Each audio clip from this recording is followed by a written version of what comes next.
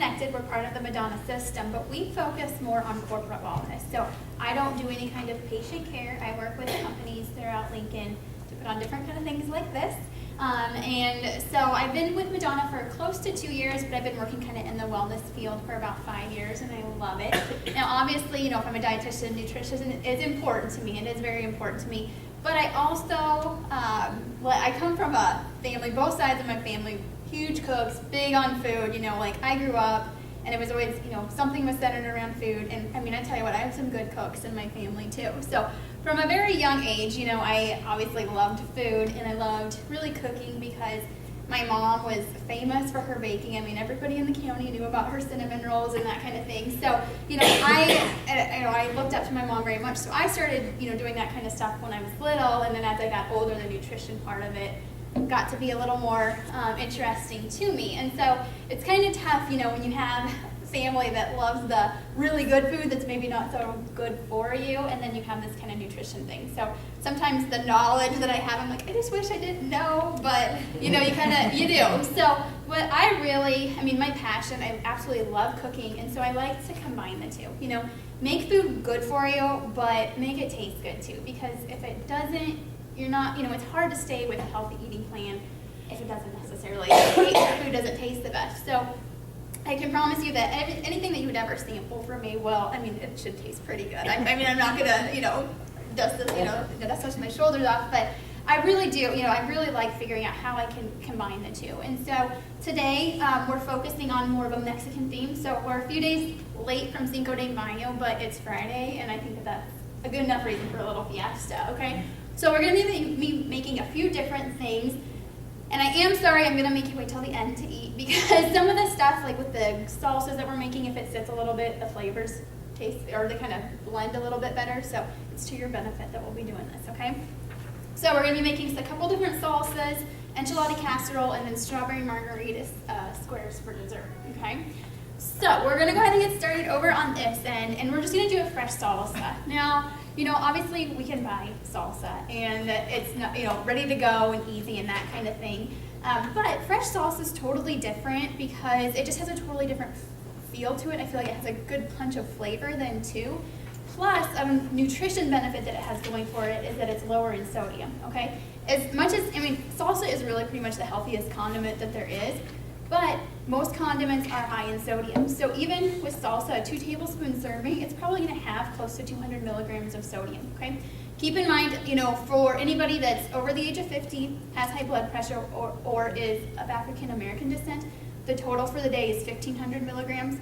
Everyone else can do 2,300 milligrams, okay? But let's go back to that 200 per 2 tablespoon serving. Who here actually eats 2 tablespoons of salsa and calls it good? I know, maybe I'm the weird one, but that's the thing. Like, you think about, okay, that's 2 tablespoons. If we're having 2 or 3 or 4 servings of that, that's gonna add up really, really quick. And then we're gonna add the tortilla chips in with it, so we can get a ton of sodium there. This one is so much lower in sodium. I add a little bit of salt for flavor, but really, not a whole lot. It's much lower. So those are really kind of, like I said, the things that fresh salsa has going for it. And honestly, it's such an easy recipe. The hardest part is just cutting the veggies. So unless you're really bad with a knife, you shouldn't have too many problems, okay? So first, we just start out by some fresh tomatoes here that I cut up, and then we're gonna add in some red onion. And obviously, any red onion will work. I just like the red because it helps the color-wise. Then we have a green pepper, a little bit of fresh cilantro, jalapeno. Now, I took the seeds out. If you are somebody that really likes spice, keep the seeds in, and it's gonna make it a little bit more spicy, or you can always use a spicier pepper too. I'm gonna use minced garlic here as well, and then some really good spices, okay? So this is gonna help add that flavor without all of the salt. So I put in pepper, cumin, and then again, just a little bit of salt. And then we're gonna add a little bit of lime just to add some zest to it. Now, I like I don't know, I think I maybe feel cool when I use the fresh stuff, but you can use bottled lime juice as well. So typically, 1 whole lime is about 2 tablespoons of juice, so it's really whichever one you wanna do. So you're just gonna squeeze that one on out, and then honestly, all you have to do is mix it. So again, it's super, super simple, and again, it doesn't take a whole lot of work. If you wanna save yourself even another step, instead of using fresh tomatoes, you could always do no salt added diced tomatoes. I personally prefer kind of the taste and the texture of the fresh stuff, but again, if you're in a bind, it's a good way to cut back on time. And this one is, I mean, it's good now, but when you get into like summer, when the garden tomatoes are there, you can go to the farmer's market, it just takes it to a whole nother level. It's so amazing. So honestly, so you just mix it all together. It's that simple, that easy. And then if you can let it refrigerate for at least 30 minutes, that's what's gonna give it, time for the flavors to blend. You can even do it up to 12 hours ahead of time too if you need to. So whichever, whatever fits best with your schedule, okay? So this is my basic salsa. It's the salsa mexicana recipe that's on your handout, okay? Now from this, the 2 salsas that are below it, you can actually make it from this recipe, okay? And I just like that because then you can get a variety of salsas, but you're not having to make 3 different recipes really, you're just kind of building on each one, okay? And so it saves some steps that way. Now if you just want to make one of the other 2, I have little notes in there about how to do that. So if there's just a little asterisk kind of close to the bottom about what to use in place of this recipe. But it's kind of a neat idea if you're entertaining and having people over and you want a few different salsas out there. These are, you can just make a big batch of this stuff and then use parts of it for the other ones too. So you get a little bit of variety that way, okay? I am not making the corn and black bean one today, but I am making the salsa mole, okay? So with the corn and black bean one, it's so easy. You just basically, you're gonna take part of this, add some corn and black beans, maybe a little extra spice. Super easy, like I said. And then that's actually, it's good obviously with tortilla chips, but it's good over meats as well. So if you like grilled chicken or pork chops or fish, you can put that on top as well, okay? Now we're gonna go to the salsa mole. And so as the name implies, it's really just basically a mixture of salsa and guacamole. Has anybody tried that, just tried mixing the 2 before? Mm-hmm. Yeah, and it's really, it doesn't look the prettiest, but it honestly works great. And what it has going for it is that, avocados, they are very nutritious for us.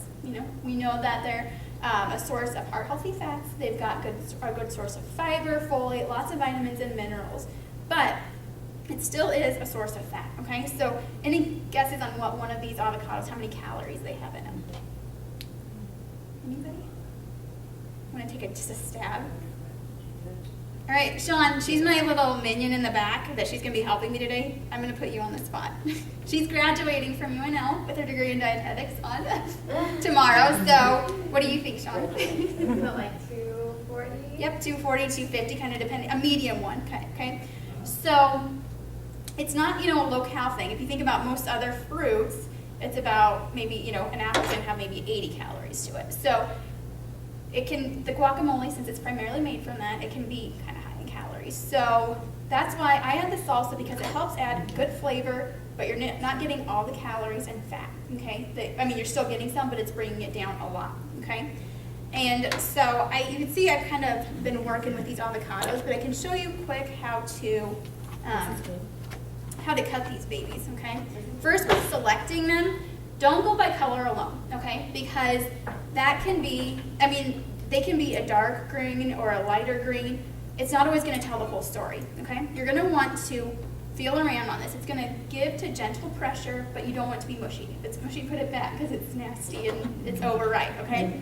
Now, if it's firm, then go ahead and if it's going to be a couple days until you are making the guacamole or using the avocado in any way, you can ripen it on the counter, or you can even speed up the process. You can put it in a brown paper bag with a piece of fruit, and that'll speed it up and help get it to the level of ripeness that you want. Now, if you buy them ripe, try to use it within a few days and then store it in the refrigerator, okay? Now, you can see I've kind of been playing around with this. There's different ways that you can kind of peel and cut an avocado. So I've just kind of been, when it's ripe enough, you can really just kind of push it out of the shell.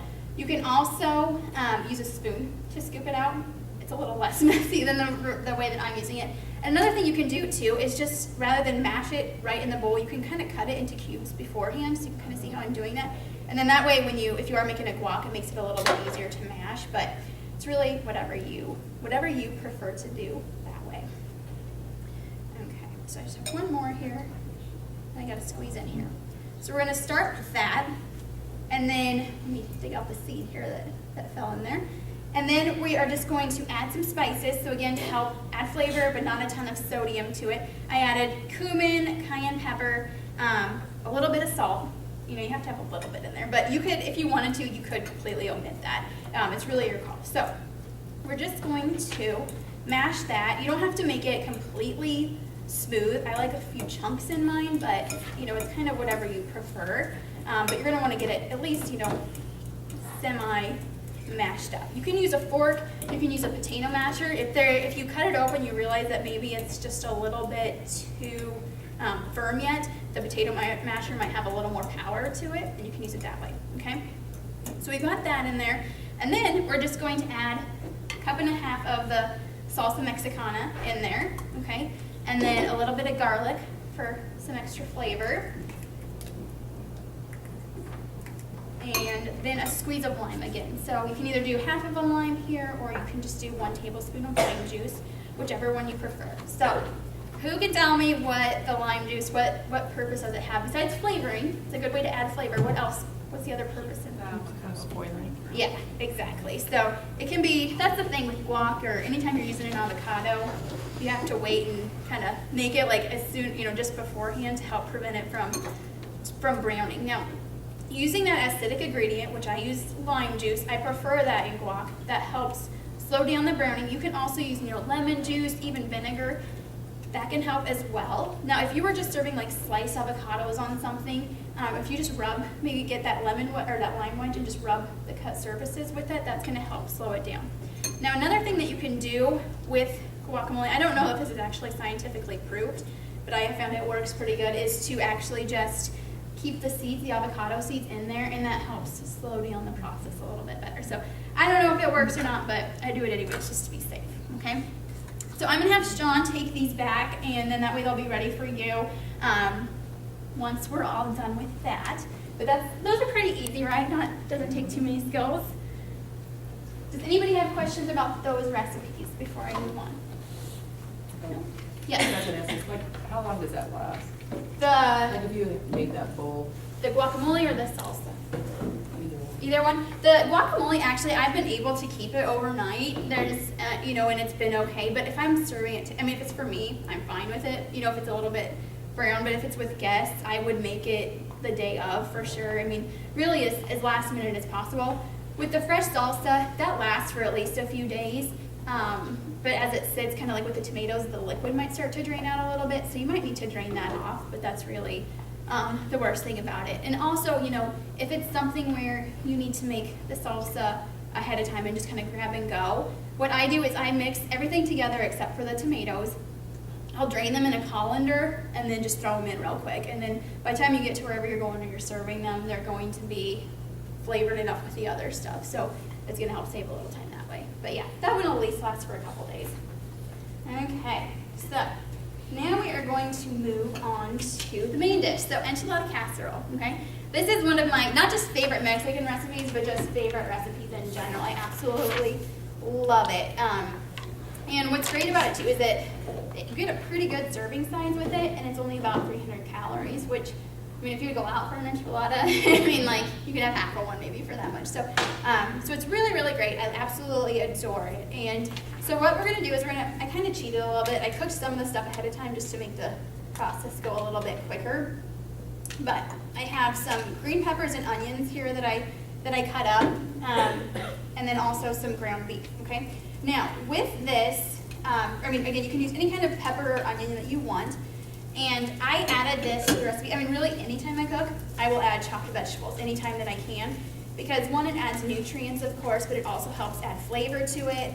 And it actually helps lower the amount of calories in each serving, helps pump up the serving size a little bit, okay? So, got that in there, and then I'm using lean ground beef, okay? So I'm using 93% lean.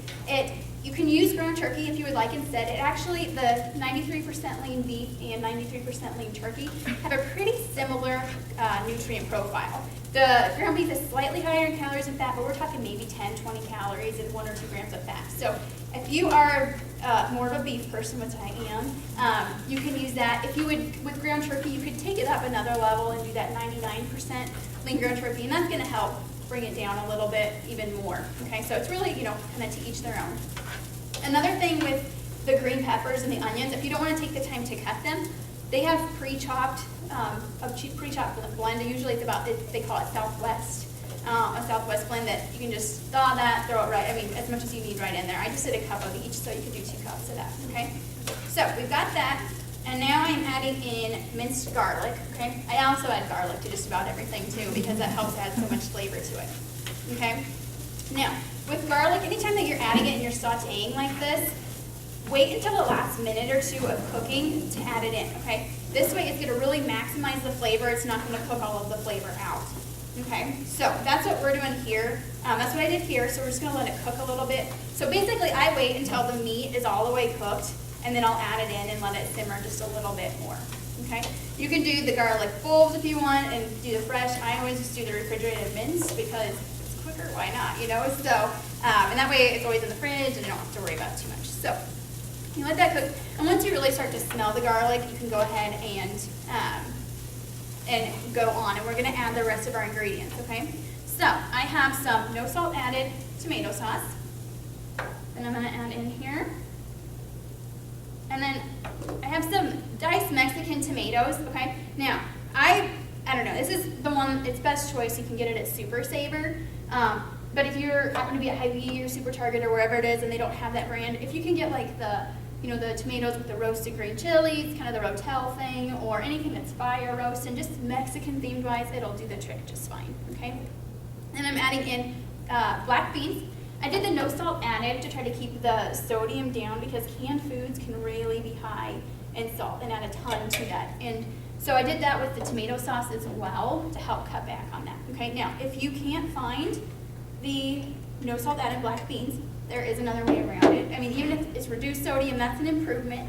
But you can actually rinse off whether it's beans or any other vegetable, rinse it off with water well, and you can get rid of up to 40% of the sodium. So you're cutting way back that way. I mean, granted, the no salt added is a little bit better, but it works. It'll work just fine. Okay, so you just, once you get that all in, you're just gonna mix it all together. I have my spices here, okay? So I have reduced sodium taco seasoning, and then a little bit of cumin, okay? Now, the cumin is optional.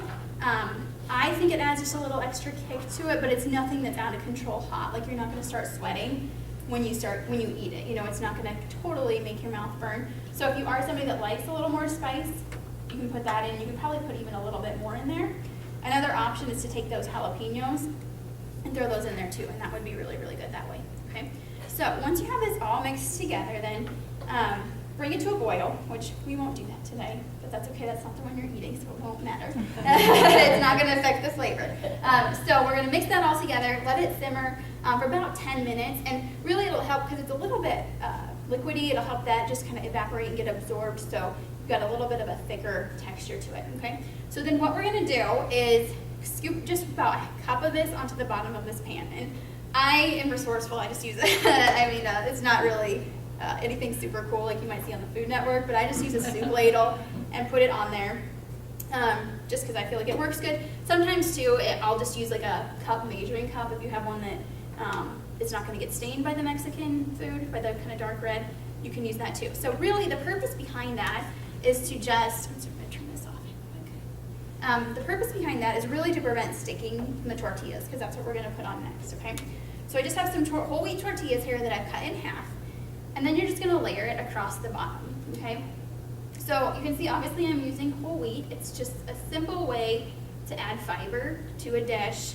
And what's great about this, if you have some family members maybe, or you yourself don't particularly care for whole grains, this is the perfect dish to do it in because there's so much going on in this dish you don't even notice that it's whole grain, okay? There's just way too much going on, nobody will even be able to tell.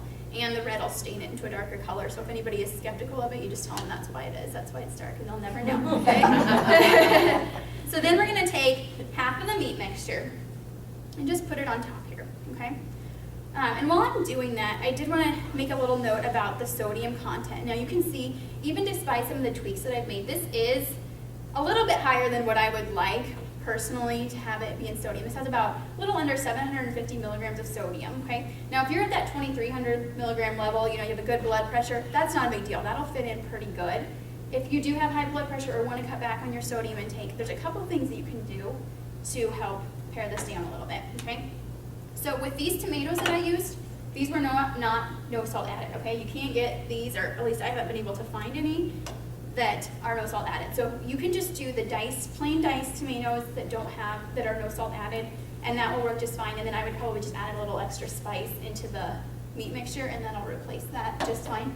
And then also I would omit the taco seasoning. Even though I use the reduced sodium one, it still does, probably adds maybe 100 milligrams per serving. So if you cut that out and then use some of, some more kind of Southwest spices, whether it's more of the cumin, chili powder, cayenne pepper, even a little extra garlic, that will help intensify the flavor without that extra sodium. So if, you feel free to make those tweaks as you need to, okay?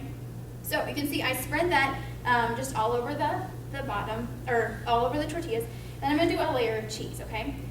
So this is another thing that people tend to get a little overzealous with, especially in casseroles. I mean, it's just crazy, how much cheese that they will call for. So I cut back a little bit, on the amount that's used. This is a good way to lower the calories, lower the fat, and even the sodium as well, okay? So this is enough to get a light layer across that bottom half. And I also used a low-fat cheese, okay? It's a painless way to help cut calories and fat. I don't typically do the fat-free just because I don't feel like it melts well. I don't really care for the texture and the flavor. If you do, go for it. It works. You can definitely use that. But I typically just do the reduced fat. Now, if you don't even like the taste of those, you can also use a sharp cheese and then just cut back on how much you use, okay? Or a strong flavored cheese. So like sharp cheddar would be perfect in this. And then you can just, instead of using 3/4 of a cup like I did, use maybe a half of a cup. And because it's so strong flavored, it's going to give a really good, intense, cheesy flavor without all of the extra calories. So whichever way you prefer, it's kind of your casserole, whatever you want to do with it, okay? Then we're just going to repeat the layers, okay? So I got the tortillas again. Also, I know that, celiac disease is becoming more and more prevalent. So if you or your family members would have that, simple, fix is just to use corn tortillas instead. And then it would be gluten-free. So that would be an option there, okay? And then we've got our second layer here that we're gonna put on over this. Now, I am not going to put the second layer of cheese on there, okay? We actually bake it for a little while first. So after I get all of this put on there, I would just put some foil on it, bake it at 350 for about 20 minutes, then take it out of the oven, take the foil off, and then sprinkle it with the remaining cheese. Cook it for maybe 5 or 10 more minutes, and then it's ready to go, okay?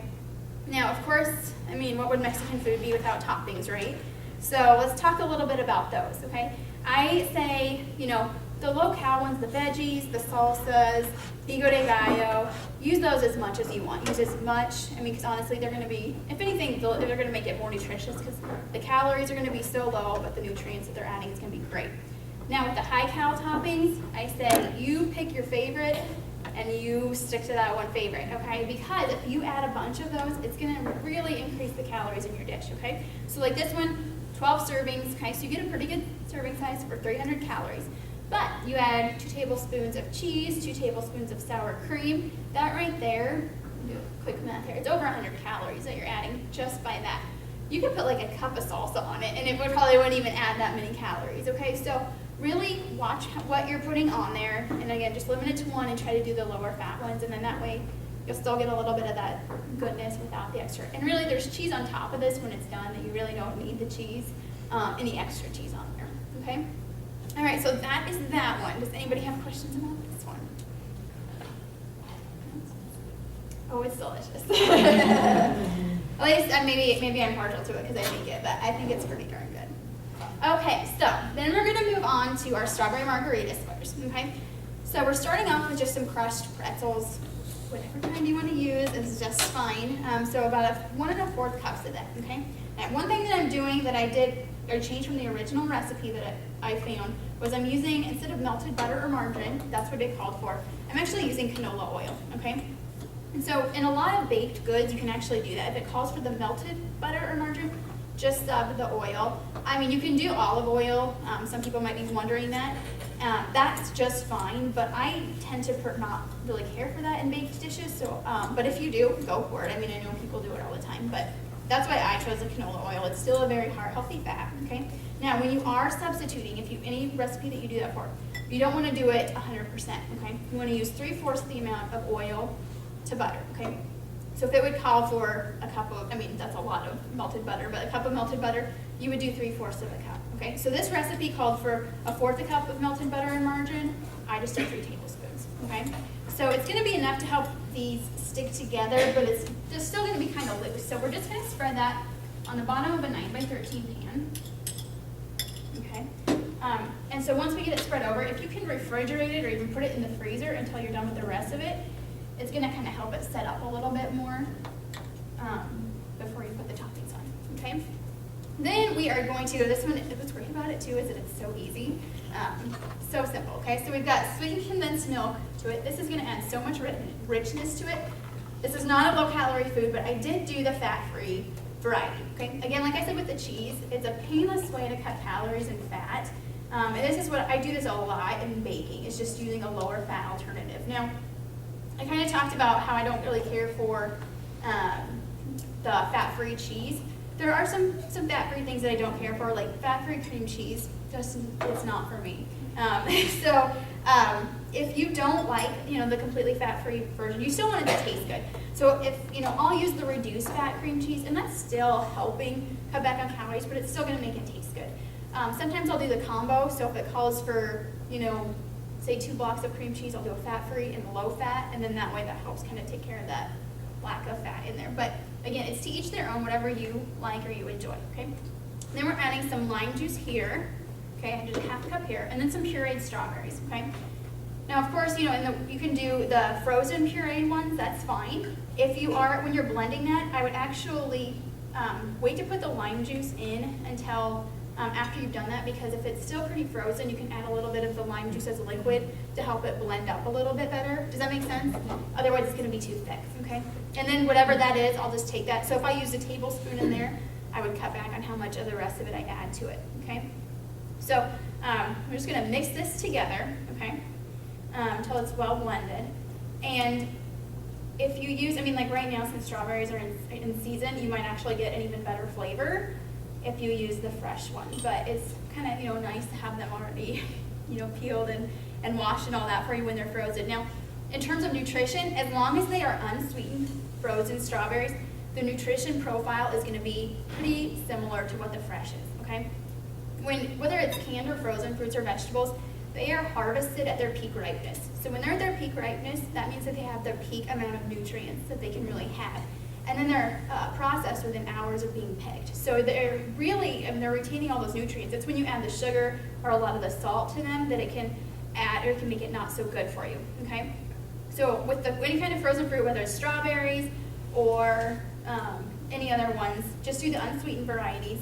And then with vegetables, to help keep them kind of with the at the same level as fresh, just try to get, if it's canned, no salt added. If it's the frozen, don't get those sauces. I know that those sauce ones are really good, but they're also very high in sodium, okay? All right, so we've got that mixed together. And then I'm just taking a tub of light Cool Whip. Again, you can do fat-free if you want, or there's sugar-free. It's really whatever you want to do. But honestly, if you look at the nutrition profile of the light versus the fat-free versus the sugar-free, it's like practically nothing. So I don't know, I just always stick to the regular stuff, or the light stuff then.